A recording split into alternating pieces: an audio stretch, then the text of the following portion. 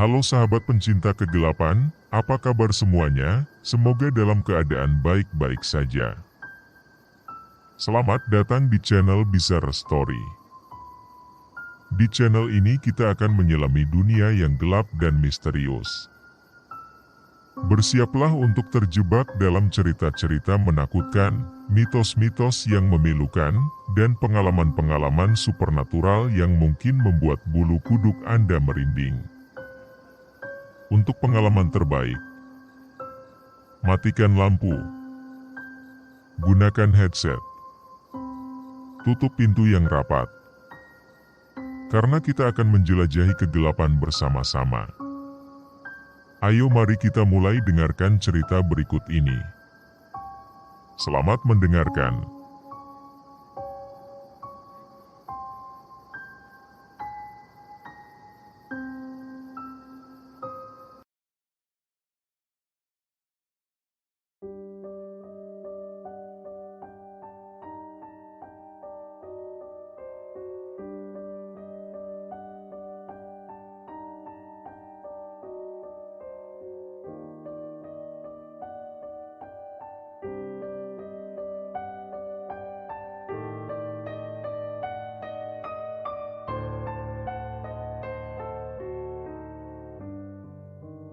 Aku adalah seorang tukang cat bernama Jajang yang bekerja di kota Cimahi.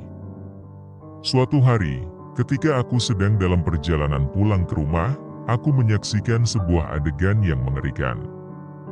Seorang remaja dengan kejam melindas seekor kucing di jalanan. Adegan ini berujung pada pertengkaran antara remaja tersebut dan pacarnya, tetapi mereka akhirnya pergi tanpa mempedulikan kucing yang terluka. Aku merasa sangat iba terhadap nasib kucing tersebut dan memutuskan untuk mengubur jasadnya. Ketika aku melanjutkan perjalananku pulang, hujan deras tiba-tiba turun. Aku terpaksa mencari tempat berteduh dan menemukan sebuah rumah terpencil di sekitar sawah. Ketika aku masuk, aku mendengar suara sapaan dari dalam rumah. Seorang kakek yang mengenakan sarung keluar dengan sebuah kursi roda. Setelah berkenalan, aku menjelaskan bahwa aku adalah seorang tukang cat. Kakek tersebut menawarkan pekerjaan padaku karena dia sedang mencari tukang cat untuk merenovasi rumahnya yang telah terbengkalai. Meskipun rumah kakek tersebut dalam kondisi buruk dengan sarang laba-laba yang melimpah, kakek tersebut hidup sendirian dengan baik di sana. Setelah kami sepakat mengenai harga pekerjaan, kakek tersebut memberitahuku bahwa pembayaran akan ditempatkan di depan rumah bersama kunci. Kakek tersebut tidak akan berada di rumah saat aku bekerja. Namun, ketika temanku dan aku mulai bekerja untuk mengecat rumah kakek tersebut, kejadian aneh mulai terjadi. Meskipun kabel listrik belum terhubung, mesin catku tiba-tiba berfungsi dengan sendirinya. Aku merasa heran, tetapi aku memilih untuk tidak memberitahu temanku tentang kejadian ini. Pada siang harinya, temanku melihat bayi merangkak di atas lantai, dan kami mulai merasa bahwa rumah ini memiliki aura yang aneh. Meskipun kami berusaha mengusir pikiran negatif, kami melanjutkan pekerjaan kami. Ketika kami kembali ke rumah Pak Dadang untuk melanjutkan pekerjaan kami, rasa cemas masih menghantui pikiranku. Meskipun aku tidak ingin mengganggu temanku dengan pengalaman-pengalaman aneh yang aku alami, aku merasa bahwa sesuatu yang sangat tidak wajar terjadi di rumah ini. Kami melanjutkan pekerjaan kami dengan hati-hati, mencoba untuk tidak memikirkan kejadian-kejadian aneh yang telah kami saksikan. Namun, suasana di rumah tersebut semakin mencekam seiring berjalannya waktu. Aku merasa bahwa kami sedang diperhatikan oleh sesuatu yang tak terlihat. Pada suatu malam, ketika kami sedang istirahat sejenak setelah seharian bekerja, aku mendengar suara aneh yang datang dari ruangan sebelah. Aku memutuskan untuk memeriksanya, dan ketika aku masuk ke dalam ruangan tersebut, aku melihat bayangan yang gelap bergerak-gerak di sudut ruangan. Aku merasa ketakutan dan berteriak memanggil temanku. Temanku datang dengan cepat, dan kami berdua melihat bayangan tersebut. Kami tidak tahu apa itu, tetapi kami yakin bahwa ini bukanlah sesuatu yang biasa. Kami segera meninggalkan rumah tersebut dan tidak pernah kembali. Kejadian di rumah Pak Dadang tetap menjadi misteri bagiku. Aku tidak pernah bisa menjelaskan bagaimana aku bisa bertemu dengan sosok yang telah meninggal dan mengapa rumah tersebut terasa begitu angker. Mungkin ada hal-hal di dunia ini yang tidak bisa dijelaskan secara rasional. Dan aku memutuskan untuk meninggalkan semua pertanyaan itu tanpa jawaban. Beberapa tahun telah berlalu sejak kejadian misterius di rumah Pak Dadang. Meski aku telah melupakan sebagian besar detailnya, pengalaman itu tetap bersemayam dalam ingatanku. Setiap kali aku melihat sebuah rumah terbengkalai atau mendengar cerita tentang tempat-tempat angker, ingatanku selalu kembali pada rumah Pak Dadang. Beberapa tahun berlalu, dan aku terus menjalani kehidupan sebagai tukang cat. Pengalaman misterius di rumah Pak Dadang dan berbagai cerita horor yang pernah kudengar selalu mengingatkanku akan dunia yang tak terjelaskan ini.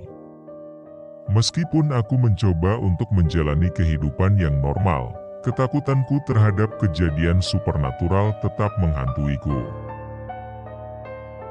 Suatu hari, ketika aku sedang mengerjakan proyek pengecatan di sebuah bangunan tua yang terbengkalai, aku merasa ada yang tidak biasa. Ruangan itu penuh dengan aroma yang familiar, dan suasana gelap yang mencekam mengelilingiku. Aku mulai merasa seolah-olah aku tidak sendirian. Ketika aku melihat ke sudut ruangan, hatiku hampir berhenti. Di sana, berdiri sosok yang sangat aku kenal. Pak Dadang, dengan wajah lembut dan pakaian tradisionalnya, berdiri di depanku. Matanya memandangku dengan penuh kebaikan, dan aku hampir tidak percaya apa yang aku lihat. "Selamat datang, Jajang," kata Pak Dadang dengan suara lembutnya yang khas. "Aku tahu kau masih mengingat pertemuan kita di rumahku." Aku terpaku di tempatku berdiri, tidak tahu apa yang harus kukatakan. Aku mencoba untuk mengatasi ketakutan dan kebingunganku. "Pak Dadang, bagaimana ini mungkin? Saya yakin Anda sudah meninggal 5 tahun yang lalu." Pak Dadang tersenyum, dan rasanya seperti semua ketakutan dan kebingunganku lenyap. "Benar, Jajang, tubuhku telah meninggalkan dunia ini, tetapi aku masih ada di sini sebagai roh yang merindukan rumahku yang dulu. Aku melihat bahwa kau mengalami banyak kejadian aneh setelah kita bertemu, dan aku ingin memberimu kedamaian." Dia melanjutkan, "Apa yang kau alami di rumahku adalah sebuah ujian, dan aku tahu bahwa itu sangat menakutkan. Aku ingin meminta maaf atas semua ketakutan yang telah kau alami." Aku merasa lega mendengar kata-kata Pak Dadang. Meskipun awalnya aku takut, aku merasa bahwa kehadirannya membawa kedamaian. Kami berbicara tentang banyak hal, dan aku merasa bahwa aku dapat melepaskan ketakutan dan keraguan yang selama ini menghantuiku. Pak Dadang memberiku nasihat yang bijaksana dan membagikan cerita-cerita indah tentang rumahnya yang telah lama tidak terurus. Meskipun aku tidak tahu apakah pertemuan ini adalah nyata atau hanya pengalaman spiritual, aku merasa bahwa itu membantu menjawab banyak pertanyaanku. Ketika aku meninggalkan bangunan tua itu, aku merasa lebih kuat dan lebih tenang. Pengalaman itu mengajarkanku bahwa dunia ini penuh dengan misteri, dan kita harus siap menerima kejadian-kejadian yang tidak bisa kita jelaskan. Terlepas dari apakah itu adalah pertemuan nyata atau hanya ilusi, aku merasa bahwa aku telah menemukan kedamaian dalam diriku sendiri.